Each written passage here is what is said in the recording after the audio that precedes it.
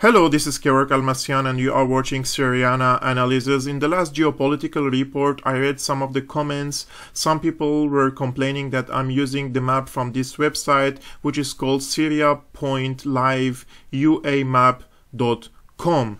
So some people were saying this is a biased website, that it is an pro-rebel or pro-anti-Assad camp. I understand your concerns. However, if you know any other website that gives me the ability to check the map of Syria in such a manner where I can zoom in, zoom out, and I can see all the developments in the entire Syria, please put the website in the description below. Please guys, be constructive in your criticism. It's not just that why I'm using this website or not. I would use any website that can serve the aim or the cause or the goal, which is to deliver you the information coming from Syria. I can tell you everything, all the information without a map. That doesn't make sense for you. Some Syrian would understand, but you guys, because mostly are not Syrian, so I need to use a map in order to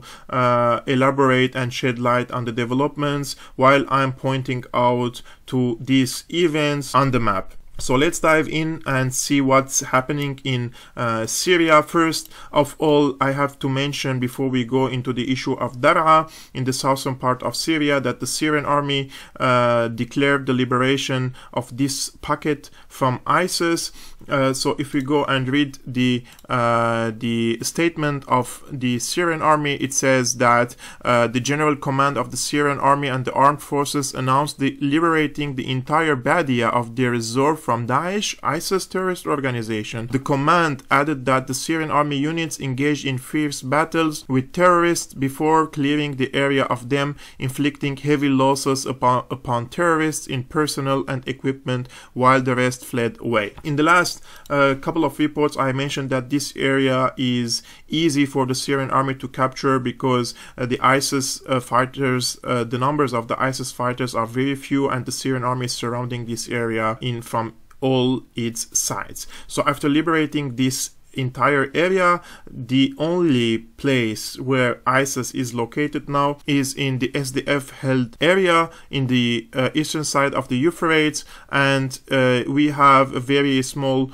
portion of ISIS pocket in this area between the Syrian army and the SDF forces, but they are also on the eastern side or the eastern shores of the Euphrates where the SDF and the American forces are located. The other ISIS area beside the areas that ISIS control in the SDF held areas is this small pocket here in northeastern side of Al Suwaida. But I also mentioned that this is an easy job for the Syrian army. They are already besieged and they are not able to survive, but the priority nowadays is in Daraa, in the southern part of Syria.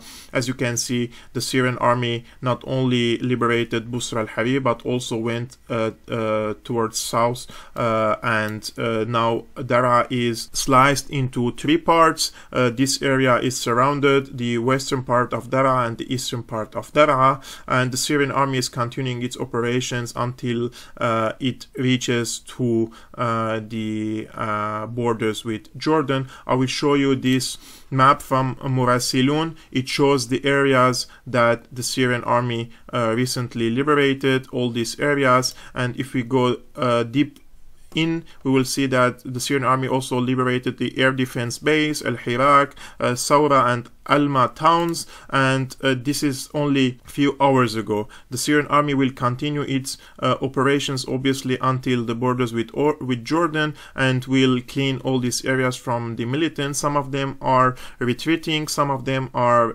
laying down their arms and making reconciliation with the government. I believe any solution that preserves the blood is a good solution, even if it means that the so-called Free Syrian Army or other Islamist militant groups lay down their arms and do reconciliation, and then the concentration after liberating all this eastern part of Daraa and slicing Daraa into two parts, and the remaining of Daraa will be will not be easy, especially that this area is mostly controlled by the Al-Nusra Front, Al-Qaeda's armed wing, and also ISIS near the borders of the occupied Golan Heights. So if the Syrian army liberated the entire Daraa, the eastern part and the western part of the city, where do you think will be the focus of the Syrian Arab Army? Do you think the Syrian army will move towards Al-Tanaf area, this green part, where the Americans have bases or a base in this area,